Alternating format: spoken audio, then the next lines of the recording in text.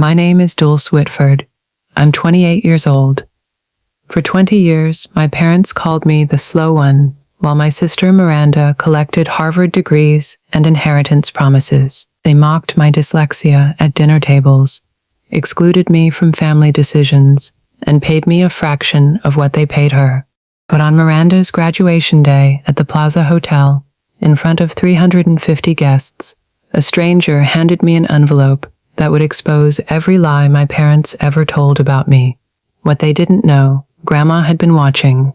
She saw everything, and she left me something that would flip the entire Whitford empire upside down. The Whitfords were old money Manhattan, the kind of family whose name appeared on hospital wings and museum plaques. My father, Gerald Whitford, ran Whitford Properties, a commercial real estate empire my grandmother, Eleanor, had built from a single Brooklyn office in 1965. By 2024, the company was valued at $92 million. I was born with dyslexia, diagnosed at 7. The letters on pages would swim and rearrange themselves, turning simple sentences into puzzles that took me 3 times longer to solve than other kids. My parents' response wasn't support, it was shame. When I was 12, they hired tutors for Miranda violin lessons at Juilliard, French immersion classes, SAT prep with a Princeton graduate who charged $400 an hour. When I asked about getting help for my reading, my mother Priscilla just sighed. Dulce, we've already spent so much on specialists. At some point, we have to accept that some children just aren't academic. I was 12. I believed her. So I learned to adapt on my own. Audiobooks became my lifeline. I developed a system of visual notes, diagrams, and flowcharts that helped me process information in ways traditional reading couldn't. And every Sunday afternoon, I'd take the train to my grandmother Eleanor's apartment on the Upper West Side, where she'd sit with me for hours, explaining concepts through stories instead of textbooks. Dooley, she told me once, her weathered hand covering mine. You read slower than most, but you see things others miss. That's not a disability, sweetheart. That's a different kind of vision. I didn't fully understand what she meant. Then I would eventually, but first I had to survive another 19 years of being the Whitford family's embarrassing secret. Christmas 2018, 20 relatives gathered around the mahogany table in my parents' Upper East Side townhouse. Crystal chandeliers, catered dinner, the annual performance of Whitford family perfection. My father stood at the head of the table, wine glass raised. I'd like to make an announcement, he said, his voice carrying that boardroom authority he wore like a second skin. Miranda has been accepted to Harvard Law School, full scholarship. Applause, cheers. Miranda blushed with practiced modesty. My eldest daughter, Gerald continued, beaming, will be the first Whitford to attend Harvard in 3 generations. She's going to take this family and this company to extraordinary heights. More applause. Uncle Richard clapped Miranda on the shoulder. Aunt Catherine dabbed her eyes with a napkin. Then my father's gaze drifted down the table. To me. And Dooley. He paused. The warmth in his voice evaporated. Well, Dooley is also here. A few relatives chuckled, soft, uncomfortable laughs, the kind people make when they don't know what else to do. Miranda didn't defend me. She laughed along with them. I stared at my plate. The roasted lamb blurred through the tears I refused to let fall. Under the table, a hand found mine. Thin fingers, papery skin. Grandma Eleanor, seated across from me, squeezed gently. When I looked up, her eyes held something fierce. Something that looked almost like fury directed at her own son. She didn't say anything, not then, but 3 months later, she called me to her apartment, said she needed to show me something important. I didn't know it at the time, but that Christmas dinner, that moment of casual cruelty in front of 20 witnesses, had set something in motion, something that would take 5 years to detonate.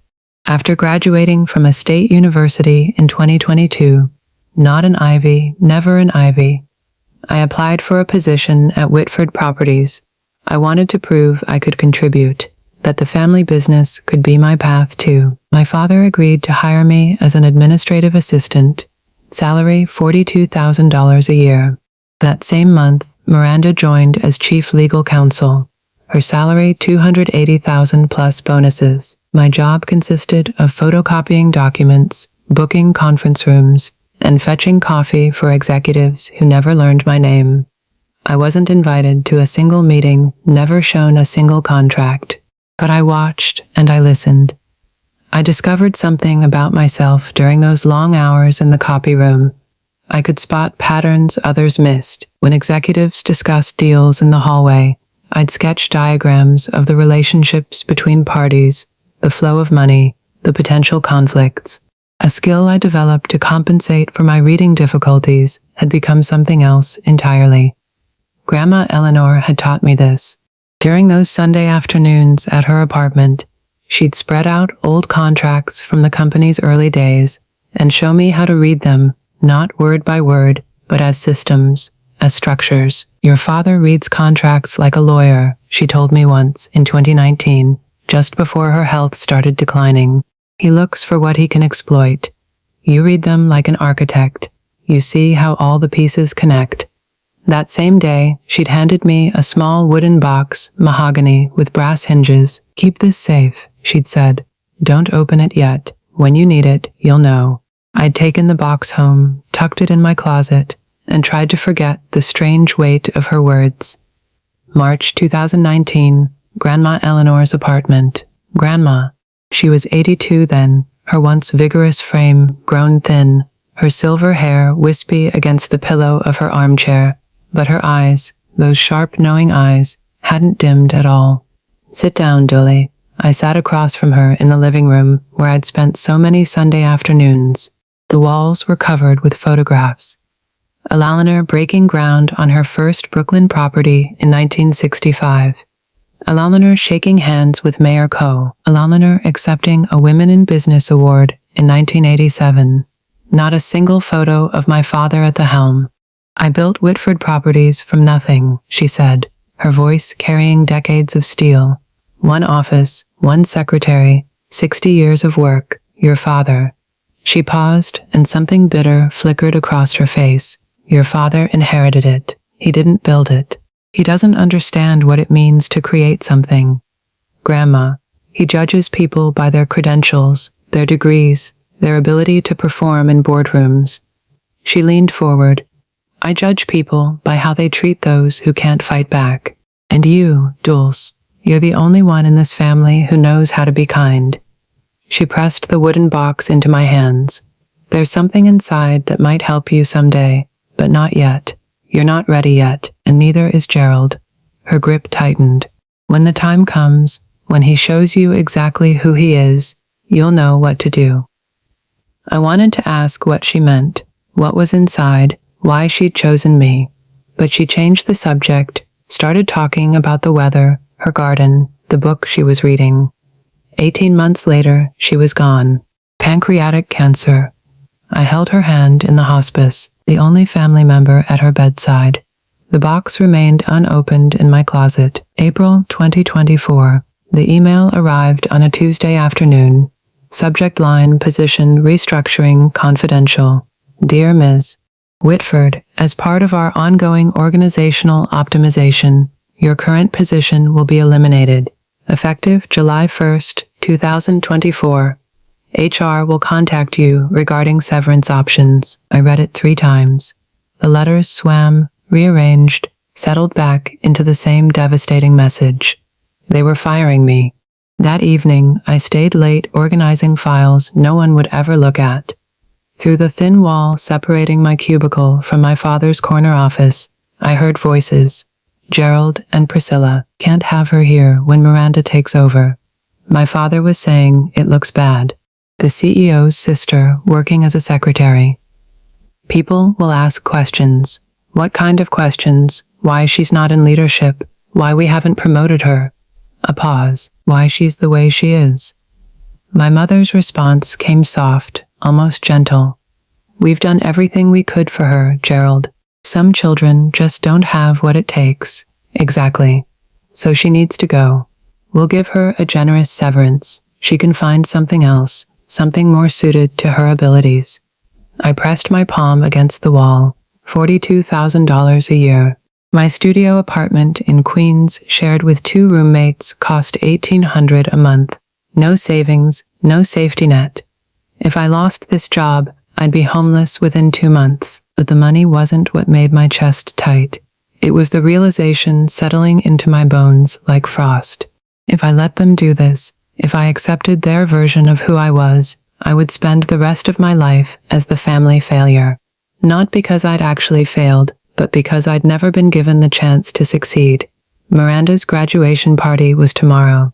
I wondered what other announcements my father had planned. May 15th, 2024, the Plaza Hotel, Grand Ballroom. 350 guests filled the gilded room, business partners, investors, lawyers from white shoe firms, extended family members I barely recognized. Crystal chandeliers cast prismatic light across silk tablecloths.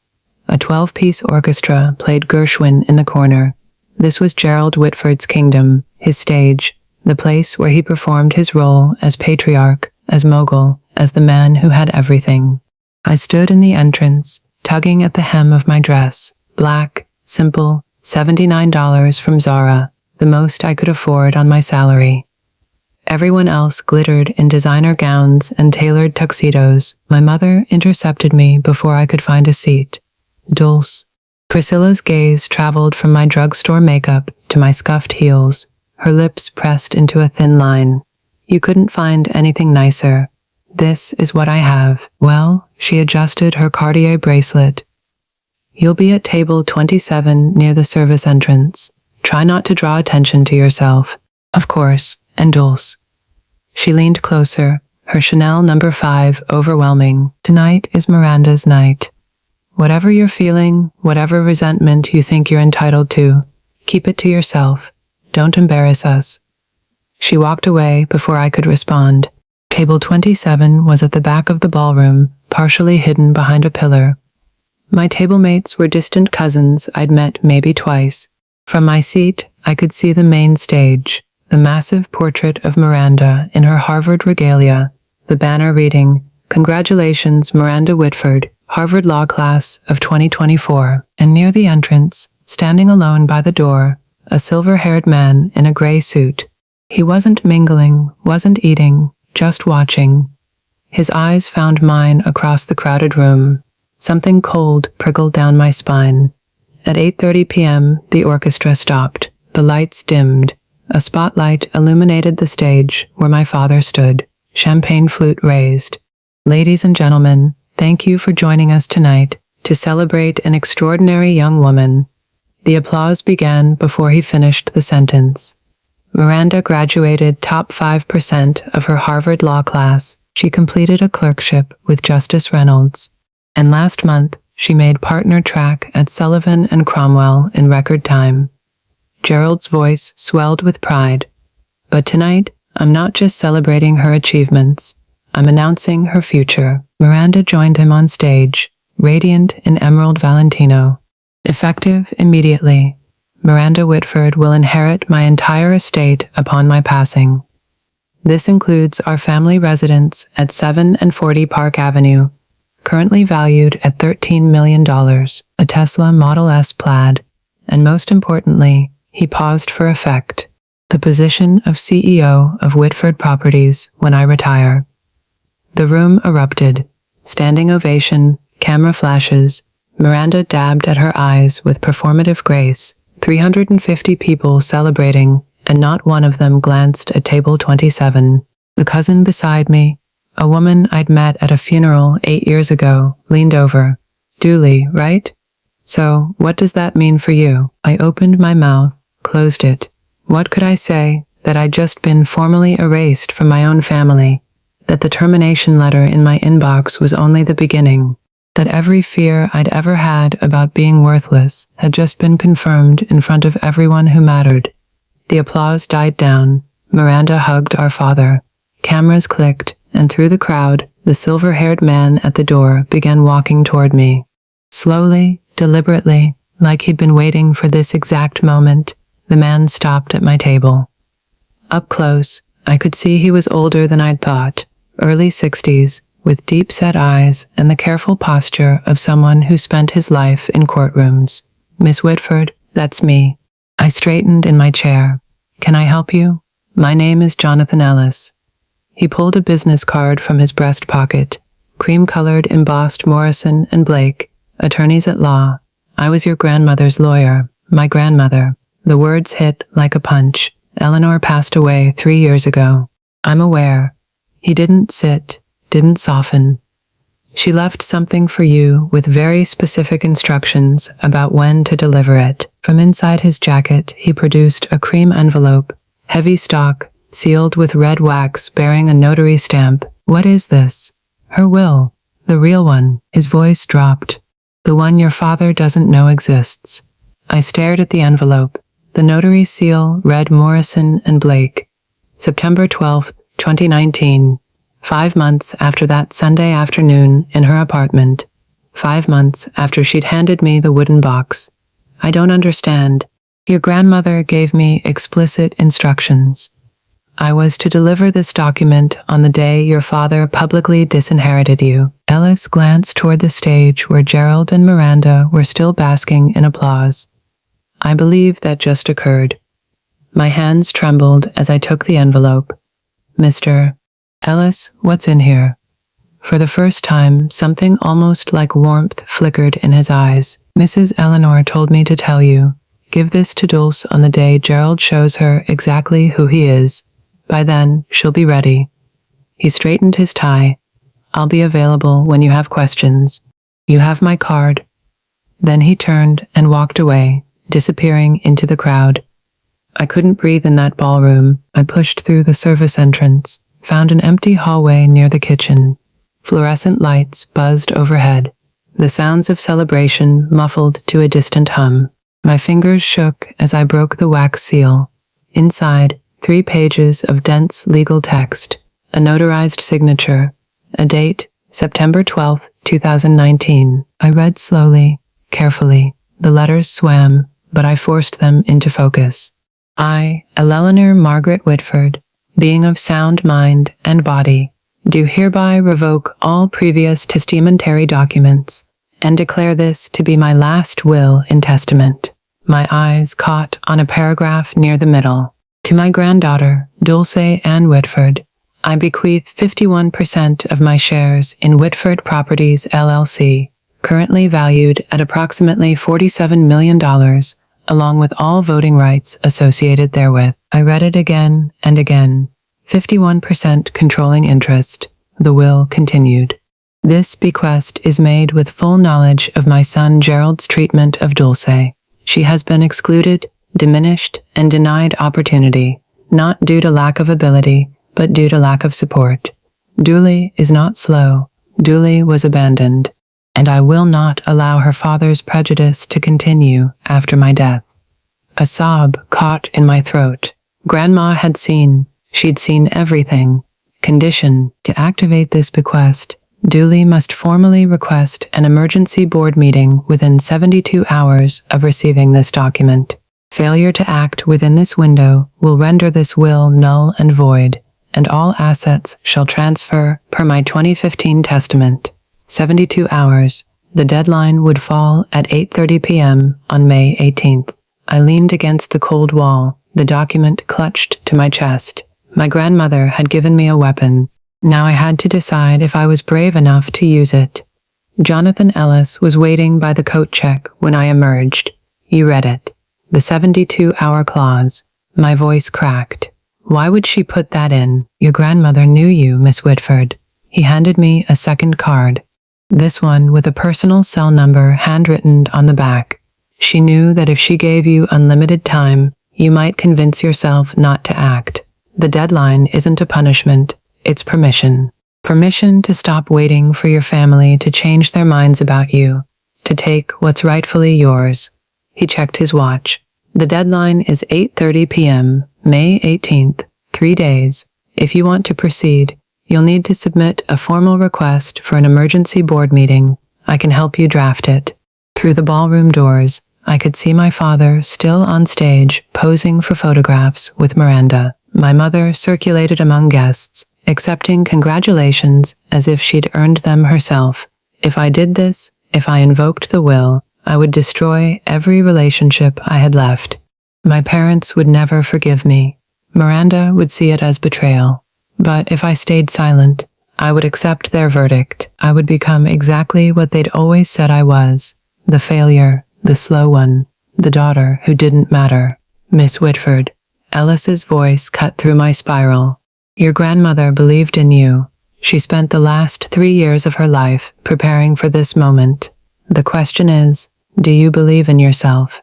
I looked at the will in my hands, at the elegant signature of the woman who'd held my hand under Christmas tables and taught me to read contracts like architecture.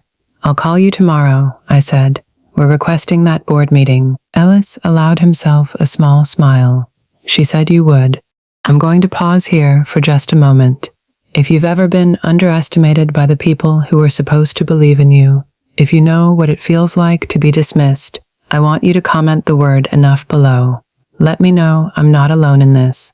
And if you want to see what happened when I walked into that boardroom, keep watching because we're just getting started. Now, back to the story. That night, back in my cramped Queens apartment, I finally opened the wooden box. My roommates were asleep.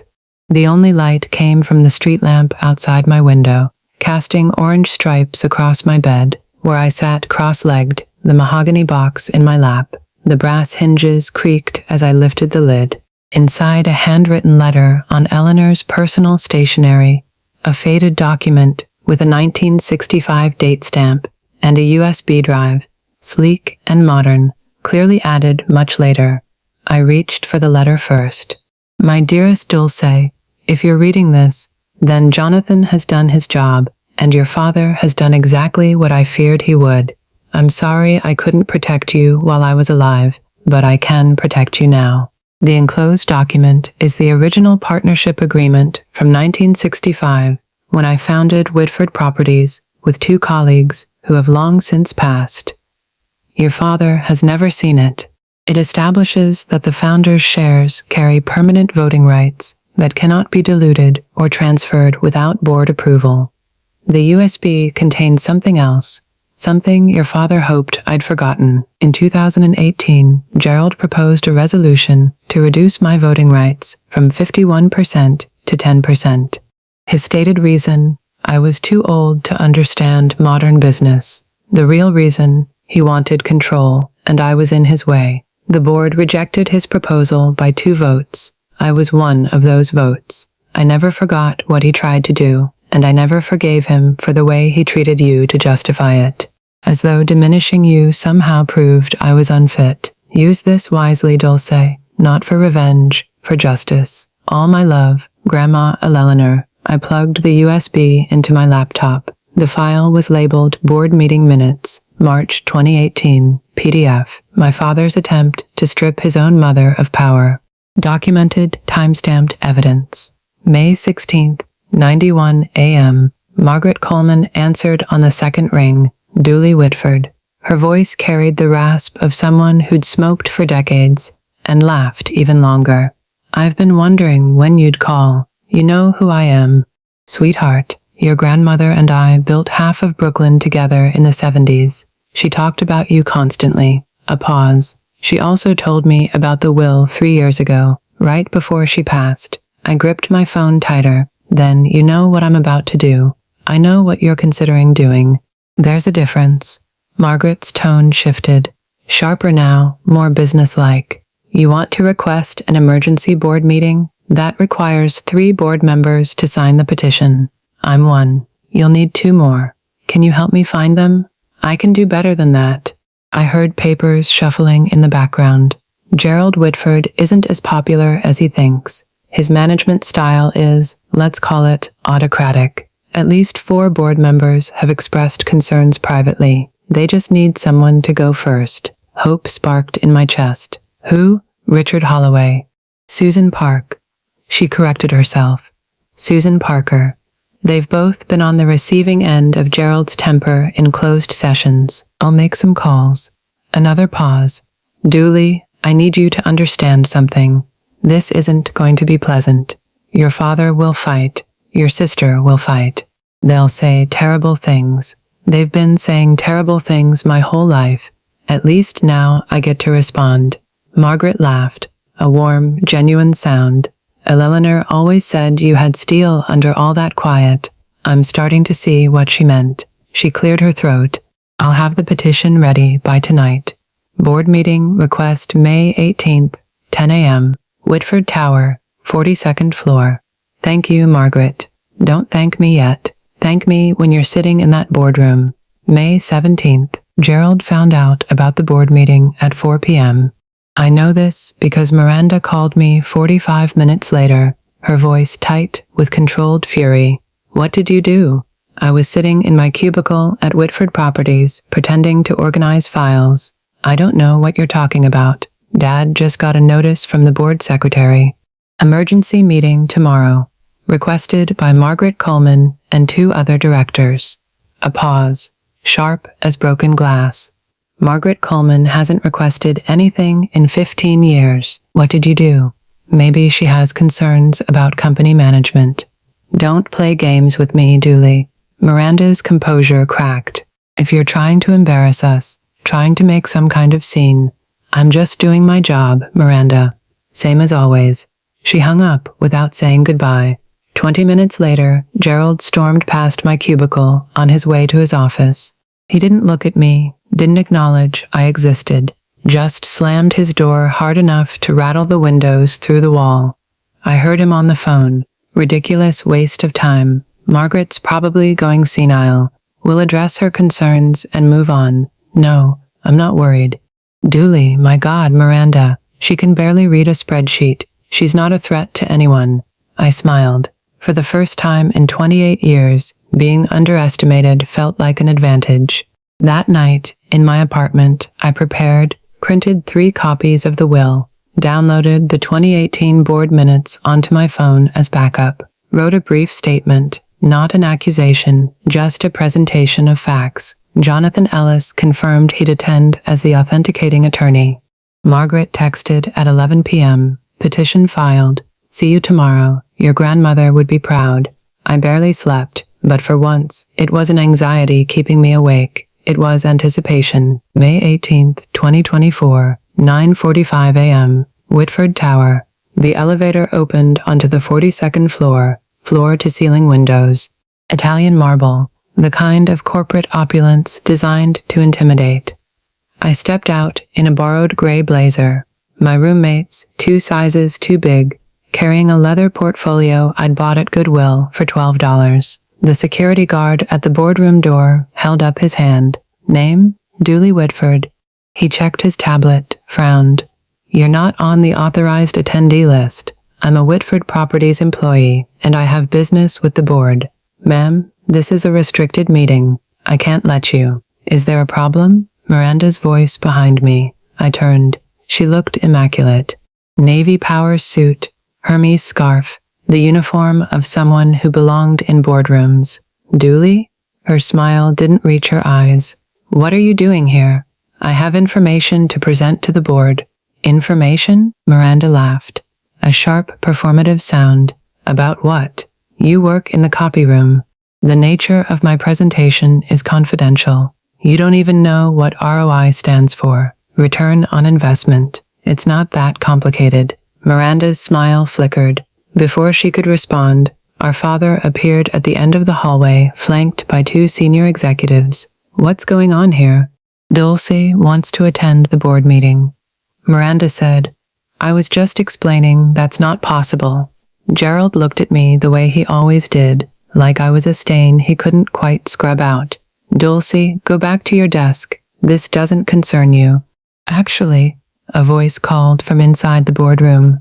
"It does." Margaret Coleman appeared in the doorway, 72 years old, silver-haired, standing with the quiet authority of someone who'd been building empires when Gerald was still in diapers. I invited her. She has standing to address the board.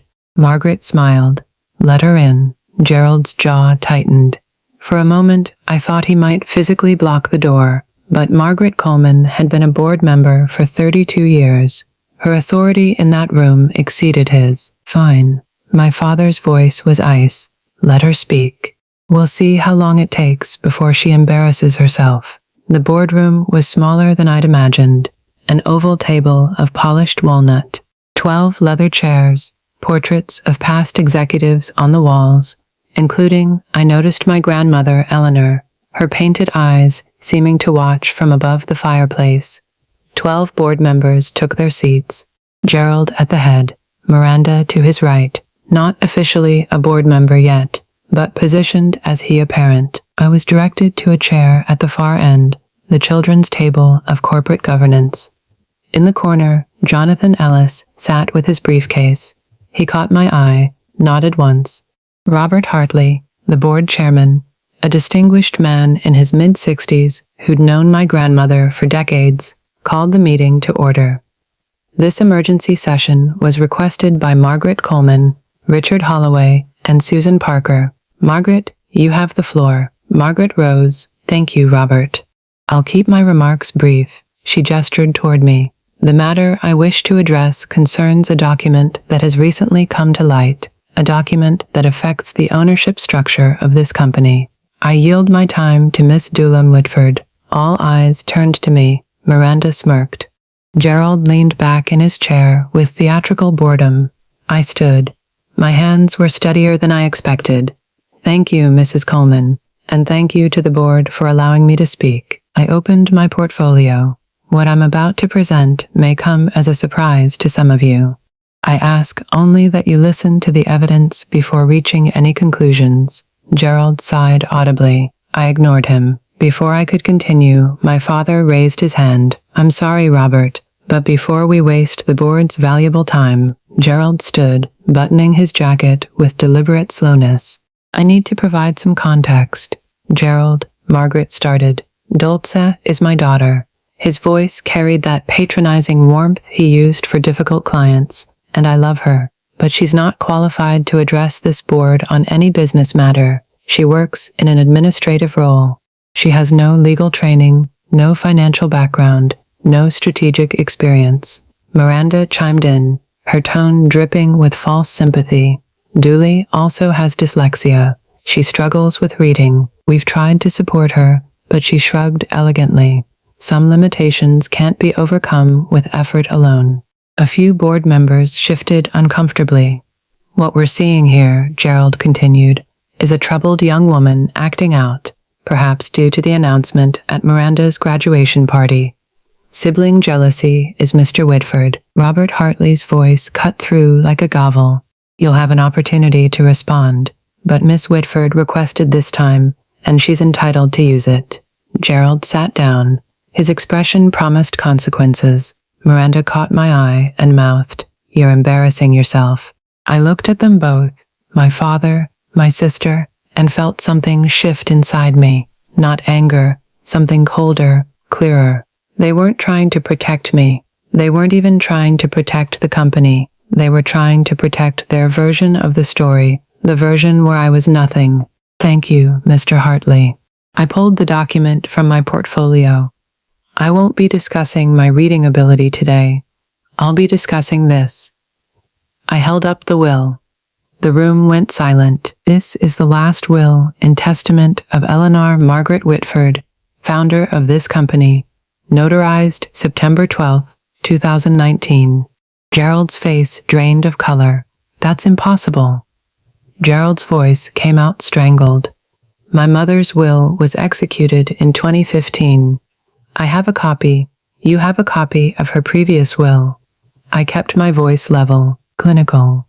Under New York Estate's Powers and Trusts law, a subsequent valid will automatically revokes all prior testament documents. This will, I placed it on the table, was executed 4 years after the one you possess. I slid the document to Robert Hartley. Mr. Ellis, I gestured to Jonathan, who rose from his corner seat. Would you please confirm the authenticity of this document? Jonathan approached the table. I'm Jonathan Ellis, partner at Morrison & Blake. I served as Eleanor Whitford's personal attorney from 2008 until her death in 2021. I can confirm this will was executed in my presence on September 12, 2019. It was witnessed by 2 independent notaries, and the original is held in escrow at Chase Private Client. Robert Hartley studied the document. His eyebrows rose. This will be Quackwath's 51% of Whitford Properties shares too. He looked up at me. To you, Miss Whitford. Murmurs rippled around the table. That's a forgery, Miranda said, but her voice had lost its confidence. It's not. Jonathan's response was immediate, and I'd advise you against making accusations of fraud without evidence, Miss Whitford. Morrison and Blake's reputation speaks for itself. Gerald slammed his palm on the table. This is absurd. My mother was ill. She was being manipulated. Manipulated? I pulled out my phone. Perhaps you'd like to explain this then. I pressed play on the 2018 board meeting audio. My father's voice filled the room. Eleanor is 81 years old. She doesn't understand modern business. I moved to reduce her voting rights to 10%. The recording ended. The silence that followed was absolute. That recording, Gerald's face had turned a mottled purple. That was a private board discussion which Eleanor attended. I kept my voice steady. She recorded it, as was her right as a shareholder. Robert Hartley set down the will. His expression had shifted from neutral to something harder. Miss Whitford, would you read the relevant passage aloud? For the record, I nodded, took a breath. To my granddaughter, Dulce Ann Whitford, I bequeath 51% of my shares in Whitford Properties LLC, along with all voting rights associated therewith. I paused, letting the words settle. This bequest is made with full knowledge of my son Gerald's treatment of Dulce. She has been excluded, diminished, and denied opportunity, not due to lack of ability, but due to lack of support. Miranda made a choking sound. Dulce is not slow. Dooley was abandoned, and I will not allow her father's prejudice to continue after my death. I looked directly at my father. Gerald has confused credentials with character, degrees with worth. He tried to strip me of my voting rights because I saw through him. He marginalized Dulce because she reminded him of the kind of person he refuses to be. Gerald said nothing. His hands, I noticed, were trembling. The will concludes, I built this company from nothing. I choose who carries it forward. I choose Dulce. Robert Hartley removed his reading glasses. Jonathan, you can confirm this document is legally binding. I can. The 2015 will is superseded. As of this moment, Dulce Whitford is the majority shareholder of Whitford Properties. Margaret Coleman smiled quietly. Richard Holloway and Susan Parker exchanged glances, and for the first time in my life, I watched my father look at me with something other than dismissal. It was fear. This doesn't prove anything, Miranda said, but her voice had turned brittle. Even if the will is valid, which we'll contest, Dooley has no business experience. She can't run a company. I'm not asking to run the company. I address the full board now. I'm asking you to examine the facts. I pulled the 2018 board minutes from my portfolio. March 14th, 2018, Gerald Whitford proposed Resolution 2018-07 to reduce Eleanor Whitford's voting shares from 51% to 10%. His stated rationale, I found the passage. The founder is no longer capable of understanding modern business operations. That was taken out of context. Gerald said the resolution failed by 2 votes, Eleanor's vote and Margaret Coleman's. I looked at Margaret. Is that accurate? Margaret nodded slowly. It is. Eleanor called me that night. She was devastated, not because of the resolution she knew it would fail, but because her own son had tried to take everything she'd built. This is ancient history, Gerald started. It's evidence. I cut him off. Evidence that my grandmother wasn't suffering from diminished capacity when she wrote that 2019 will. She was protecting herself from her own son, and she was protecting me. Robert Hartley looked around the table. Does anyone else have documentation contradicting what's been presented? Silence. Gerald. My father's jaw worked. No words came. Miranda. My sister stared at the table. Her perfect composure had cracked entirely. Richard Holloway spoke for the first time. "Robert, I think we need to recess and have legal counsel review these documents." "Agreed." Hartley checked his watch. "We'll reconvene in 15 minutes. Jonathan, please remain available." The board members rose. Conversations broke out in hushed tones. Gerald didn't move. He sat frozen, staring at his mother's portrait on the wall. I wondered if he could feel her watching. 15 minutes stretched into 45. The board's legal counsel, a thin man named Patterson, whom I'd never met, spent the entire time on his phone with Morrison and Blake, Chase private client, and the New York State Court's records office. I sat alone at the end of the table. Jonathan Ellis brought me a glass of water. Margaret Coleman patted my shoulder as she passed. Gerald and Miranda huddled in the corner, their whispered argument growing increasingly heated. Finally, Patterson returned to the table and whispered in Robert Hartley's ear. Hartley's expression flickered. Surprise, then resignation. "Please take your seats." The board members filed back to their chairs. The tension in the room had crystallized into something brittle. "Our legal counsel has confirmed the following," Hartley read from his notes. "The will presented by Miss Whitford is valid under New York state law. It supersedes all previous testament documents. Effective immediately, Julianne Whitford holds 51% of Whitford Properties shares." Someone inhaled sharply. Additionally, Hartley continued, "As majority shareholder, Miss Whitford has the right to propose motions to the board, including matters pertaining to executive leadership." He looked at me. "Miss Whitford, do you have any motions you wish to bring forward?" I stood. My heart was pounding, but my voice held steady. "I have one motion." Gerald rose from his seat. "Robert, this is..." "Sit down, Gerald." Hartley's voice carried unexpected steel. "Miss Whitford has the floor." Gerald sat. His face had gone gray. I looked around the table at 12 people who, until an hour ago, had never considered me capable of anything. Now they waited for my decision.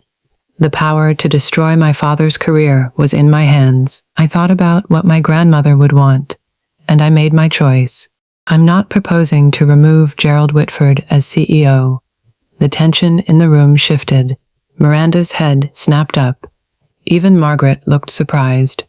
"What I am proposing," I continued, "is a vote of confidence. The board will decide whether Gerald Whitford retains their confidence as CEO of Whitford Properties. If the majority votes no confidence, he resigns. If the majority votes confidence, I will not interfere with operational leadership during my tenure as majority shareholder." "This is absurd." Miranda stood. "You're turning this into a spectacle, a revenge fantasy." "No," I met her eyes. "This is corporate governance. The same process that exists in every well-run company, the same process Grandma Eleanor established in our bylaws 40 years ago." I paused. "If Dad has the board's confidence, he has nothing to worry about." Robert Hartley studied me for a long moment. Something like respect flickered in his expression. "Is there a second for this motion?" "Seconded." Margaret Coleman didn't hesitate. "Then we'll vote. All those expressing confidence in Gerald Whitford as CEO, raise your hands." 4 hands went up. Gerald's allies, people who owed their board seats to his recommendations. All those expressing no confidence. 7 hands rose. Robert Hartley counted twice. Then he set down his pen. "The motion carries 7-4 with 1 abstention."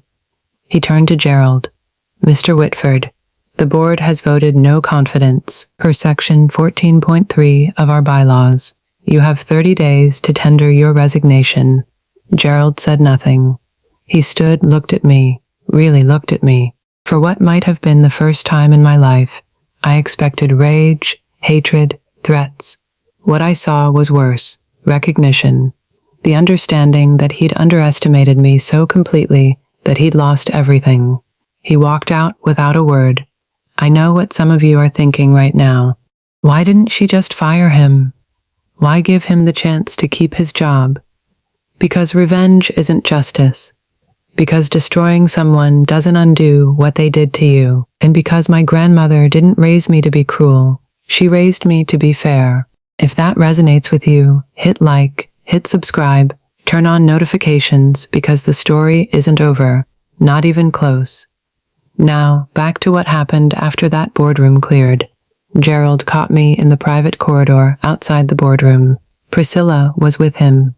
Someone must have called her during the recess.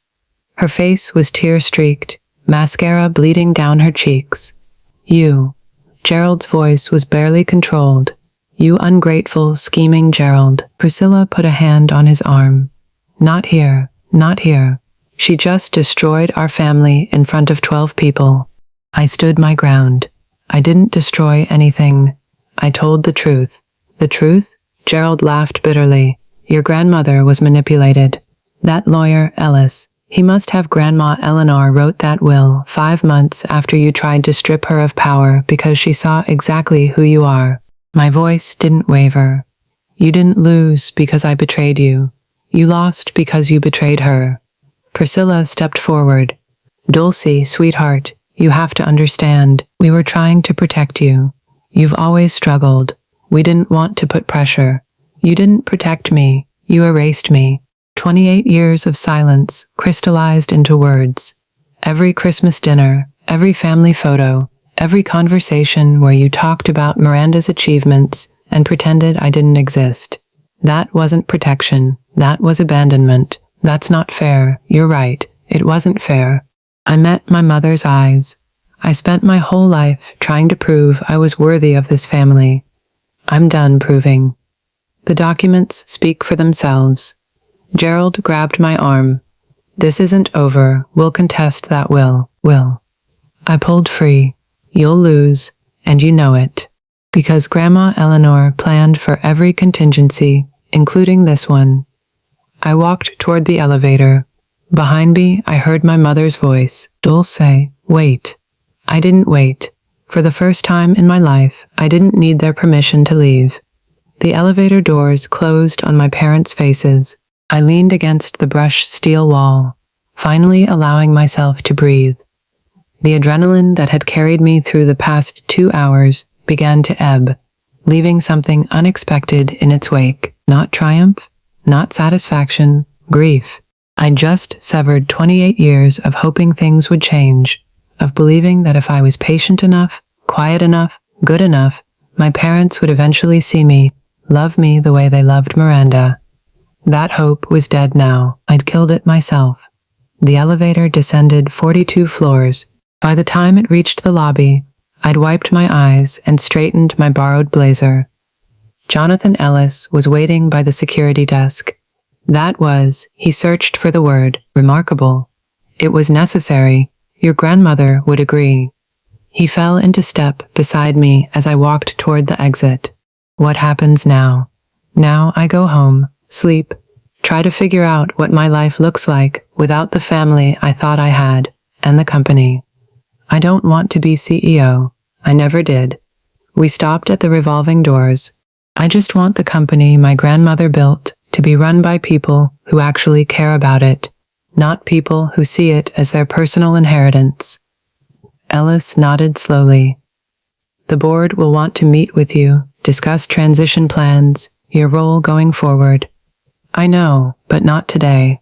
I pushed through the door, felt the Manhattan sunlight hit my face. Today, I just need to be Dooley Whitford, not a shareholder, not a victim, not a symbol. And tomorrow I looked back at Whitford Tower, 42 stories of glass and steel bearing my family's name. Tomorrow I start building something new.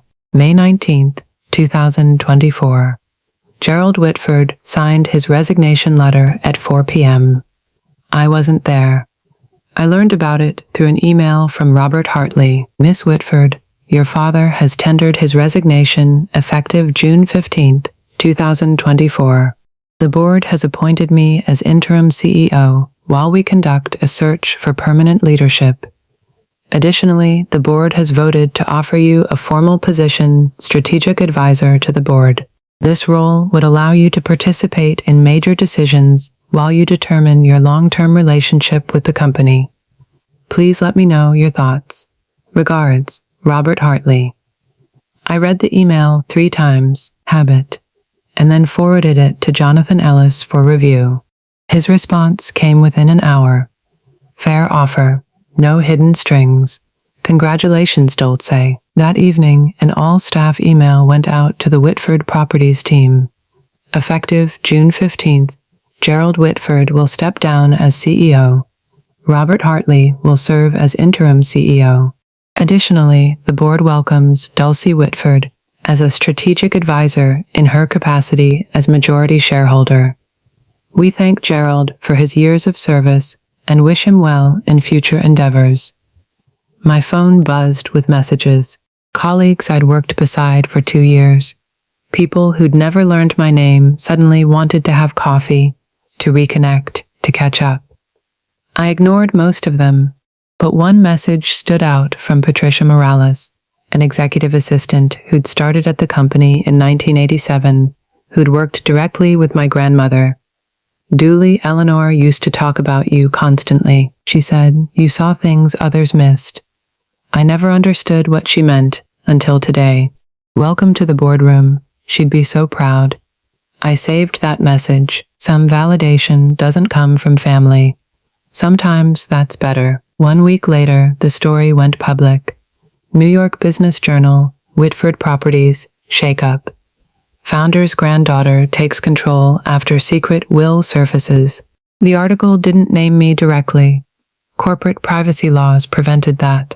But anyone in Manhattan real estate circles knew exactly who it was about. In a dramatic turn of events, the heir apparent to the Whitford Properties empire has been displaced by a previously unknown family member. Sources close to the board described the transition as long overdue and cite concerns about the former CEO's management style. Gerald and Priscilla canceled their appearance at the Metropolitan Museum Gala. Health reasons, according to their publicist. 3 investment partners requested meetings with me personally, not with my father, not with the board, but with me. 2 of them, after an hour-long conversation each, confirmed they'd continue their relationship with Whitford Properties. We've had concerns about Gerald's leadership for years.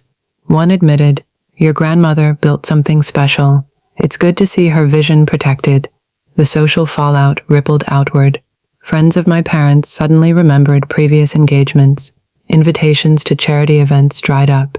The Whitford name, which had once opened every door on the Upper East Side, now carried an asterisk. I didn't celebrate their humiliation, but I didn't mourn it either. Margaret Coleman called me on Saturday morning. How are you holding up?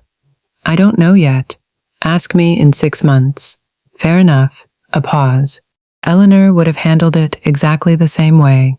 You know, the vote of confidence instead of termination, giving him a chance he didn't deserve. She laughed softly. She always said mercy was the ultimate power move. I thought about that for a long time after we hung up. Mercy wasn't weakness. Mercy was choice. And for the first time, the choice had been mine. June 8th, 2024. 3 weeks after the board meeting, my phone rang at 2 p.m. Dulcie. My mother's voice sounded smaller than I'd ever heard it. Can we talk? Just us. I agreed to meet her at a coffee shop in Midtown. Neutral territory. No chance of Gerald appearing with lawyers. Priscilla was already there when I arrived. She looked older somehow. The careful makeup couldn't hide the exhaustion beneath. Thank you for coming. She wrapped her hands around a cup she hadn't touched. I know I don't deserve it. What do you want, Mom? To apologize. The word came out cracked for everything. For the way we treated you, for the things we said, for the things we didn't say. Are you apologizing because you're sorry, or because everything changed? She flinched. The question hung between us like smoke. Both, she finally admitted. I'm ashamed to say it, but both. Her eyes welled. I was so focused on Miranda's success, on maintaining appearances. I told myself we were protecting you from expectations you couldn't meet, but that was a lie. I told myself so I wouldn't have to feel guilty. You let Dad call me worthless in front of family, in front of business partners. You never defended me, not once. I know. A tear slipped down her cheek. I know, and I can never undo it. But Dooley, I don't want to lose you entirely. I don't know if that's even possible anymore, but I had to try. I looked at this woman who'd been my mother for 28 years, who'd braided my hair as a child and forgotten my birthday as an adult. I can't pretend the last 20 years didn't happen, I said slowly, but I'm willing to try building something new, something honest, she nodded, unable to speak. It wasn't forgiveness, but it was a start. August 2024, 2 months later, Miranda called while I was walking through Central Park. I almost didn't answer. Dooley, I know I have no right to ask, but can we meet? There's something I need to say. We sat on a bench near Bethesda Fountain. The August heat pressed down like a weight. Miranda looked different. The armor of perfection she'd worn her whole life had cracked. Dark circles under her eyes, hair pulled back carelessly. I've been in therapy, she said without preamble. Since May, 3 times a week. That's good. It's brutal.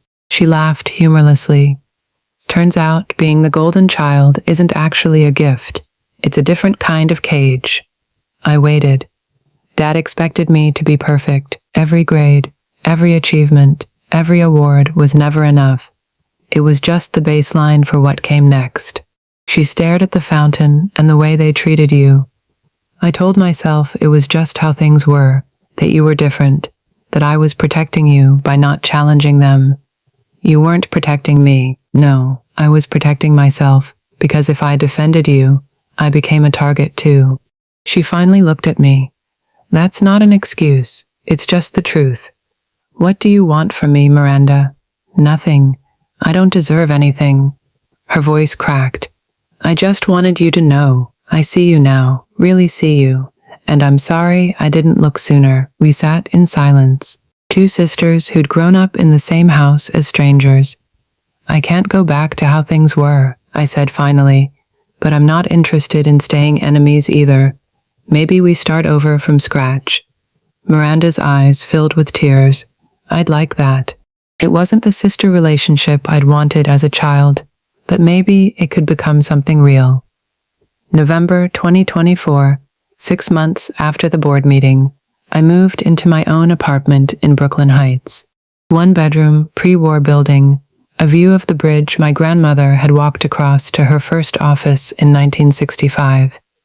The rent was more than I'd ever paid, but I could afford it now. My new salary as Director of Sustainable Development at Whitford Properties, $185,000 a year, plus dividends from my shares. The title was my idea, a new division focused on green building practices, sustainable real estate, environmental impact assessments, the kind of innovation my grandmother would have championed if she'd lived to see it. Gerald called once a month now. Short conversations, polite. He asked about the weather, about my new apartment, about work. We both pretended the past hadn't happened. It was easier that way. Priscilla and I had lunch every other week, slowly, awkwardly. She was learning to see me as a person instead of a problem. It wasn't the mother-after relationship I'd dreamed of, but it was honest, which was more than we'd ever had. Miranda and I got coffee on weekends sometimes. We were learning each other, really learning for the first time. She told me about the pressure she'd carried. I told her about the loneliness. Neither of us pretended the past was okay, but we were writing a new story. On the wall of my apartment, I'd hung my grandmother's portrait, the same one that had watched over the boardroom for 40 years. Sometimes, when the evening light hit it just right, I could almost see her smiling. You did it, Grandma. I thought you gave me the tools. I just had to be brave enough to use them. 6 months ago, I was invisible. Now, I was finally fully myself. Looking back, I understand something now that I couldn't have understood at 27. My grandmother didn't leave me 51% of her company because I was better than Miranda. She left it to me because she knew I wouldn't let power corrupt me the way it had corrupted my father. Dyslexia isn't my flaw. It's part of who I am, like my visual memory, my patience, my ability to see patterns others miss. The things that made me slow in my parents' eyes were the same things that made me see the truth when everyone else looked away. Gerald judged worth by credentials, by degrees, by performance. Eleanor judged worth by character, by kindness, by the way people treated those who couldn't fight back.